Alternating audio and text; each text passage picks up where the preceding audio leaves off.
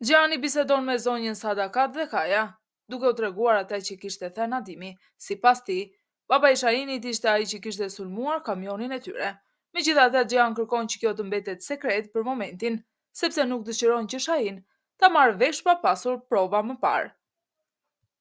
Duke vënë re se Kaja është i mërzitur, Gjan e pyet për arsyen. Kaja i rrëfen se zonja Sadakat kishte shkuar tek Fidan, nëna e Shahinit, për t'i kërkuar që djali i saj të ri larg nares. Sadakati është e bindur se as ajo vetë nuk do donte kur që vajza e saj të shkonte nuse në atë shtëpi, po ashtu edhe Fidan nuk e dëshiron Kajën si dhëndër për vajzën e saj.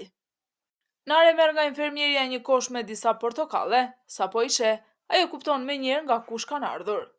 Zemra e shtrëngohet dhe mendja i kthehet pas në kohë, në ditët kur ajo dhe Shahin ishin bashk. Aq të lumtur, aq të dashuruar.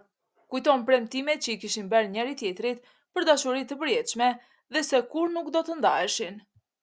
E pushtuar nga kujtimet, Nare i afrohet dritares, poshtë në oborin e spitalit, sheh Shahinin që po e pret me shpresë. Ai e sheh dhe i bën shenjë të jep një portokall, si shenjë se ajo ende e do. Është një gjest i thjeshtë, por i mbushur me domethënie.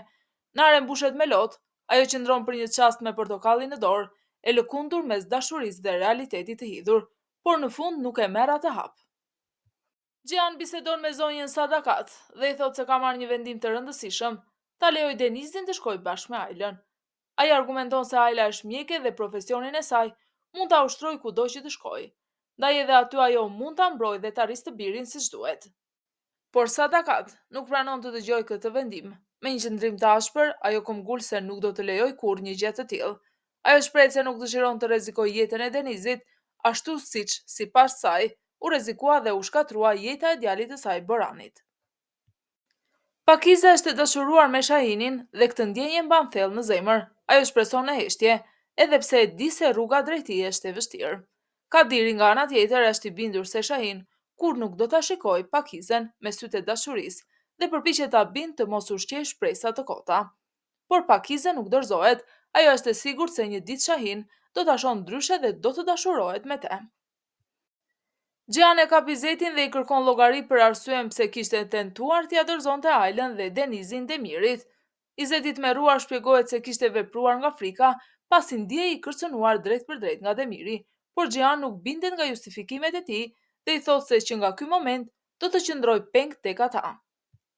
I dëshpëruar, Izeti i lutet që ta lërë të lirë qoftë edhe për pak çaste, duke i treguar se ka një amanet shumë të rëndësishëm që Borani i ka lënë për Xhihanin.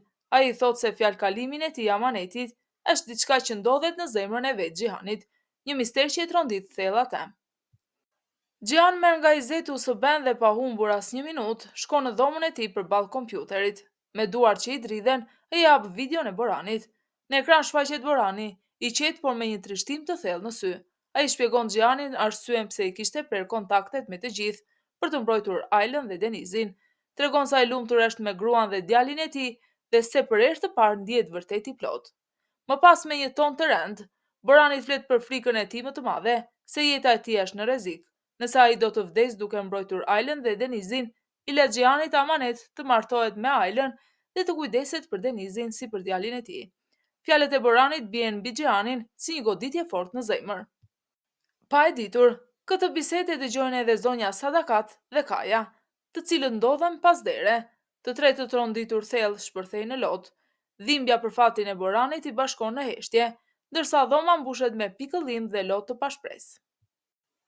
Ozgani sjell Ailës një avokat të njohur për ta ndihmuar në betejën ligjore për Denizin. Avokati shpjegon me qetësi se sipas ligjit, ajo ka shumë mundësi jo vetëm ta marrë djalin e saj, por edhe të kërkojë një pjesë të pasurisë së familjes Alboran, si dëm shpërblim për gjithçka që ka përjetuar.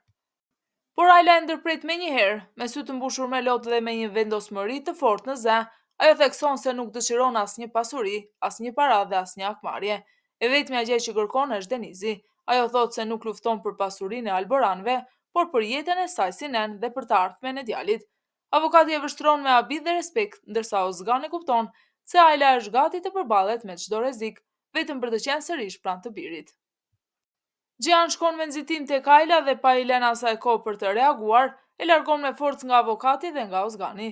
Tensioni është i madh, Aila është e hutuar dhe përpiqet të kuptojë se çfarë po ndodh, por papritur në vend mbërrim policia. Dy efektivi afrohen Ajlës dhe i kërkojnë ta shoqërojnë në komisariat. Ajo trondite dhe i pyet se pse po merret. Policia i përgjigjet se ndaj saj është bërë një denoncim për plagosje dhe denoncuesja është zonja Sadakat. Ajla mbetet pa fjalë, syt i mbushen me lot ndërsa e kupton se denoncimi lidhet me plagosjen e Xhihanit. Në atë moment, Xhihani sheh të gjitha nga larg, i tronditur dhe i shqetësuar, por nuk ndryn. Ai qëndron i ngrirë në vend, duke ndjekur me sy teksa policia e merr Ajlën dhe e shoqëron drejt makinës. Avokati që supozoi të ishte shpëtimi i Ajlës në të vërtetë rezulton të jetë një njeri i demirit, i infiltruar me një qëllim të vetëm, të shkatrojë përfundimisht marrëdhënien mes Ajlës dhe Xhihanit. Me një fytyrë të ftohtë dhe fjalë të përllogaritura i thot Ajlës se gjithçka është e humbur për te, sepse sipas tij vetë Xhihan ka dëshmuar kundër saj. Ajla tronditet thellë, zemra i coptohet nga ajo që dëgjon. Avokati vazhdon të ajlmoj me fjalë duke thënë se Xhihan gjithmonë ka qenë një njeri i pamëshirshëm, njësoj si nena e tij dhe sa ajo e ka njohur gabim që në fillim. Dyshimi, dhimbja dhe zemërimi përapen brenda saj. Pak më vonë Xhihan shkon në burg për t'u përballur me Ajlën.